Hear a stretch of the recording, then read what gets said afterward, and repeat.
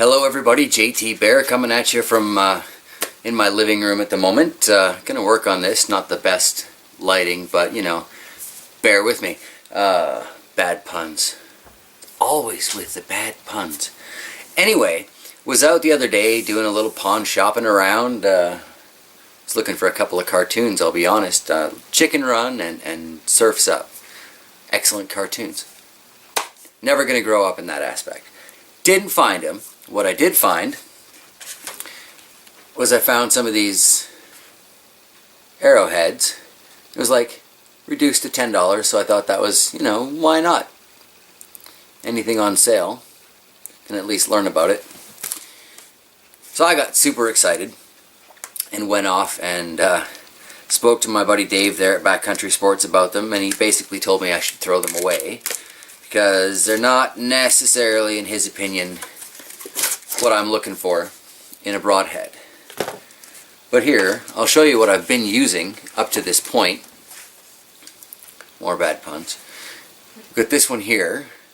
You can see just how used and abused that is. Probably got 20 of these things kicking around. And then I've got that there. But I'm thinking I'm getting better with my aim. By next hunting season, I'll be comfortable to go out there, take my core, get my hunting license. I'm going to need something more substantial than practice tips. So I got that.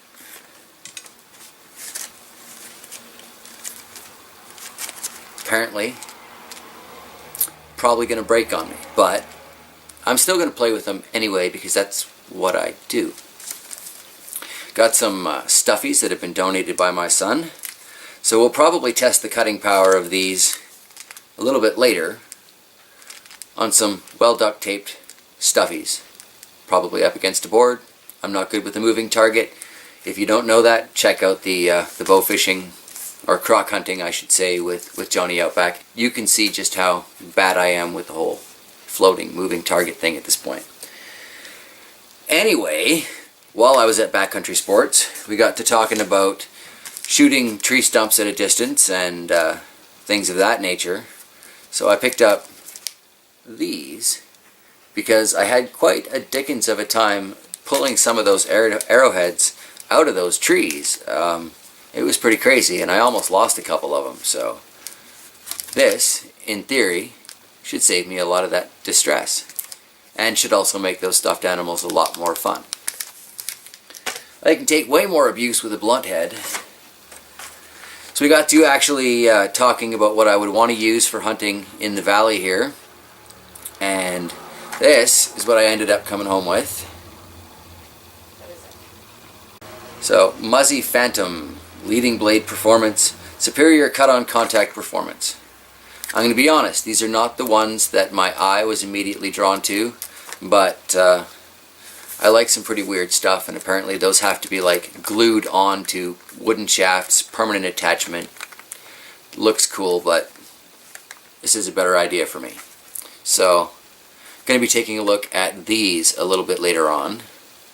Maybe with the stuffies, or who knows, maybe I can find an old freezer burned roast or something, and we'll see how they cut meat. Anywho, I think this one here is probably the one I'm most looking forward to using. Can I say? I was quite worried about shooting up those stuffies before, but this should get me a lot more time with each one. We'll see. That and the whole practicing my ranged shots with the tree stumps and such. It really was quite a nightmare getting those things out. So this should make that much easier. So these Mozzie Broadheads, I'm not even going to open these at the moment. They're just kind of too sharp to have lying around the house. But I'm really kind of looking forward to using these. We looked at quite a few of the different broadheads that were on display, and you know, basically it's Muzzy or nothing at Backcountry Sports, so that's pretty cool. But he showed me a leg bone that one of these had gone into, and it was pretty surprising just how far that thing penetrated, and the fact that one of these blade tips was still intact, having come like through the other side. Next time I'm in there with the camera, I should get a shot of that so I can show you guys what I'm talking about. But needless to say, I was sold on the strength of these things, bone crunching power, as it were. But with any luck, I'm not shooting through a leg bone. You know, just gonna have to deal with ribs and such. After all, I am just using a recurve for this. So, one other thing I picked up while I was there, just to kind of keep my fingers safe, because we all know I'm a bit of a klutz. Broadhead Wrench. Yes. So this just seemed like a really good idea. It's only $4. Figured why not? Okay, so that's just kind of a quick look at the assorted Arrowhead collection I seem to be developing at the moment. I threw up this video here because I'm curious to know everybody else's opinion on these expanding Arrowheads. They look really flimsy to me out of the package. They looked really flimsy in the package, but at the same time they also look kind of cool. So for $10 I had to find out. Let me know if you've tried these in the past, if you find them useful, or if you're going to agree that I'm going to want to just throw these out. Same with these Muzzy Broadheads. If you've got any experience with these, just throw it down in the comments below. Let me know how that went for you. If you've got any advice as to arrowheads that I should look into when I could be shooting at anything from rabbits to moose, ultimately, this is British Columbia, let me know. Throw it in the comments below. I'm always interested if you've got a link to a product item that helps me even more, because then I can just actually take a look at what you're talking about.